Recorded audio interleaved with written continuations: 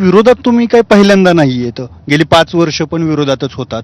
मग असा कुठला ट्रिगर पॉइंट आला की तुम्हाला वाटलं नाही आता आपण सत्तेतच जायला पाहिजे, सत्तेत गेल्याशिवाय आपलं होणारच नाही? निश्चितपणे मी विरोधात होतो, विरोधात मी राहिलो, विरोधात मी अनेक निवडणुका लढवल्या, त्याच्यात होणारी कुचंबणाही मी सहन केली.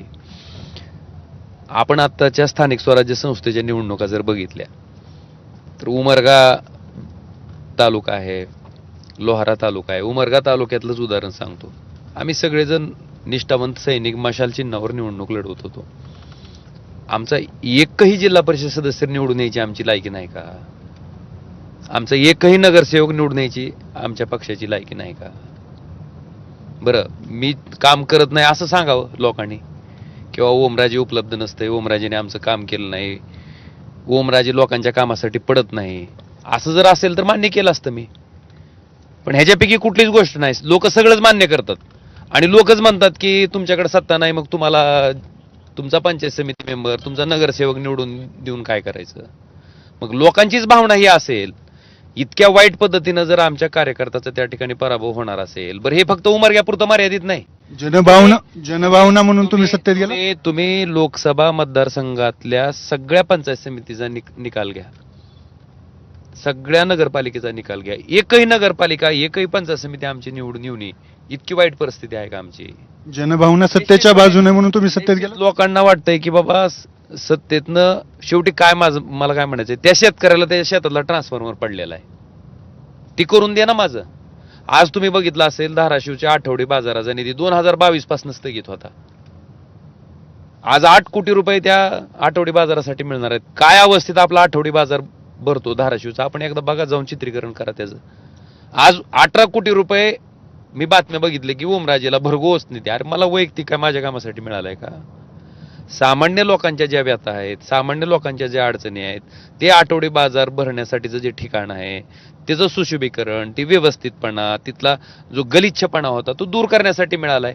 एवढंच नाही, एक प्रकारे मला बोलू दे. मला सांगायचंय की छत्रपती संभाजी उद्यान असेल, मासाहेब जिजामाता उद्यान असेल, हिंदू हृदय सम्राट शिवसेना प्रमुख बाळासाहेब ठाकरे उद्यान असेल, आज शहरात एक तरी उद्यान आहे का? आपल्या लहान लेकराला जर कुठे घेऊन जायचं म्हटलं तर आज ती उद्यानं त्या ठिकाणी होण्यासाठी निधी मिळाला आहे. या सगळ्या उद्यानाचा किंवा हा विकास निधी स्थगित होता, बरोबर? म्हणजे एक प्रकारे सरकारनं ब्लॅकमेल केलं, निधी स्थगित करू आणि मग पक्षप्रवेश करू. तुम्ही त्याला काय म्हणायचं ती म्हणा. तुम्हाला वाटत असेल की माझ्याकडनं कुणाच्या विश्वासाला तडा जातोय, पण सामान्य लोकांनी मला खासदार म्हणून ज्या पदावर बसवलंय त्या काही अपेक्षा ठेवून बसवलंय ना. आणि मी सारखं ऐकतोय की विरोधात बसायचा म्हणून निकाल दिला होता. मला सांगा, कुठलाही मतदार ज्यावेळेस एखाद्या खासदारला मतदान टाकतो तेव्हा विरोधात बसायचं म्हणून टाकतो का? त्या मतदाराची भावना काय असते की आपल्या पक्षाचं सरकार त्या ठिकाणी येईल, आपल्या पक्षाचं सरकार आल्याच्या नंतर त्या खासदाराच्या माध्यमातून काम होईल, ह्याच भावनेतनं कुठलाही मतदार त्या ठिकाणी मतदान टाकत असतो. ही वस्तुस्थिती आहे. आज आपण जर बघितलं तर मग धाराशिव लोकसभा मतदारसंघातल्या लोकांचं जे काम होणं अपेक्षित आहे, आपण बघितलं असेल नगरपालिकेच्या पूर्वी शहरातली अनेक रस्त्याची कामं त्या ठिकाणी थांबली गेली होती. हा विकास निधीची स्थगिती, एकमेकाचं कुडगोरी सुरू आहे. मात्र ओमराजेंबद्दल नाराजी काय? तर 2000 पहिलं बंड जे झालं त्यावेळेस तुम्ही ठाकरेंसोबत कायम राहिलात आणि तुम्ही प्रचंड टीका केली फुटून जाणाऱ्यांवर. गद्दार, निष्ठेचं काय थर्मामीटर, पैसे खोके घेतले. मग आता ओमराजे खोके घेऊन गेले हे म्हटलं तर त्याला काय म्हणाल तुम्ही? मी खोके घेऊन गेलो ह्याच्यावर लोकांचा विश्वास बसेल का? जर खोके घेऊन जायचे असते तर मग 22 ते 26 4 वर्ष घातले असते का भातीत? साधा विषय आहे ना.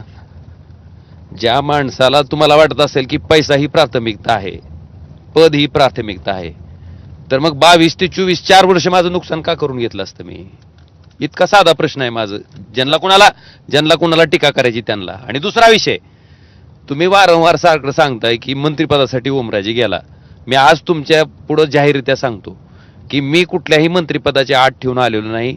मला फक्त अपेक्षा इतकीच आहे की माझ्या धाराशिव लोकसभा मतदारसंघावरचा जो मागासलेपणाचा शिक्का आहे तो पुसून काढण्यासाठी जी कामं म्हणून मला करणं गरजेचं आहे, त्या कामासाठी केंद्र सरकारनं आणि राज्य सरकारनं त्या ठिकाणी मला मदत करावी एवढी माफक अपेक्षा आहे. आणि हा मागासलेपणाचा डाग ह्या जिल्ह्यावरचा पुसून काढावा ह्या अपेक्षेतनं मी करतोय. आपण बघा, तुम्ही जाण्याच्या तर धाराशिव मधल्या शिवसैनिकांची नाराजी मी जाणतो असं ओमराजे निंबाळकरांनी म्हटलंय.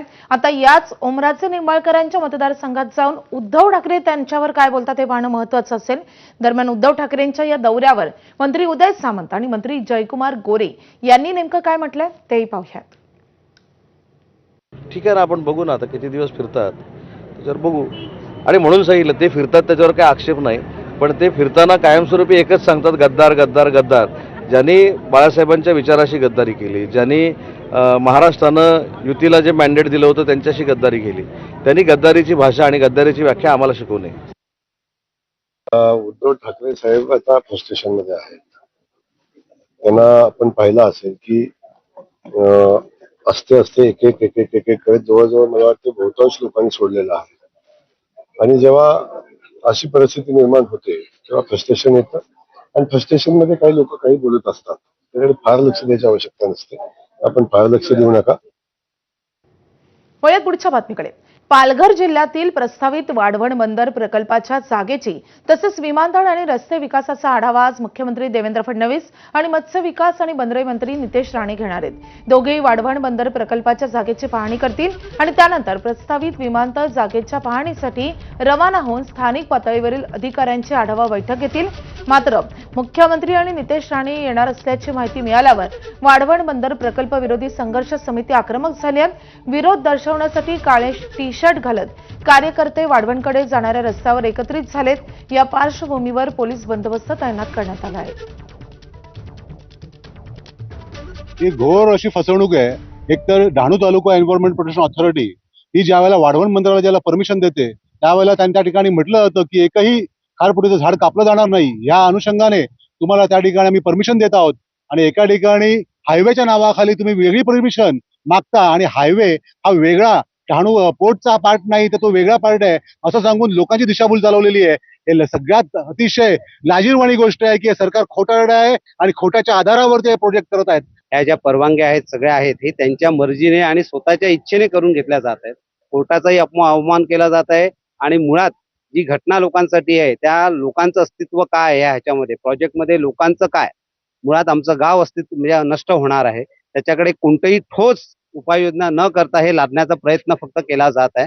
मुख्यमंत्र्यांचा हा दौरा म्हणजे अगदी लाजीरवाणा आहे. हे जल जंगल जमीन हे जो राखून जो सगळ्या देशाचं पालन पोषण करतो बळीराजा जो मच्छीमार आहे त्यातला उद्ध्वस्त करून राष्ट्राचं कसं काय होईल हे समजलं पाहिजे. आज पर्यावरणाची आणीबाणी लागू झालेली आहे.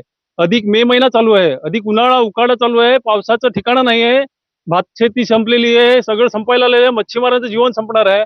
अशाने देश कसा 140 कोटी जनता कशी जगणार आहे. ह्या मंत्र्या संत्र्यांना एसी मध्ये बसलेलं समजत नाही का किती मूर्खपणा चाललेला आहे.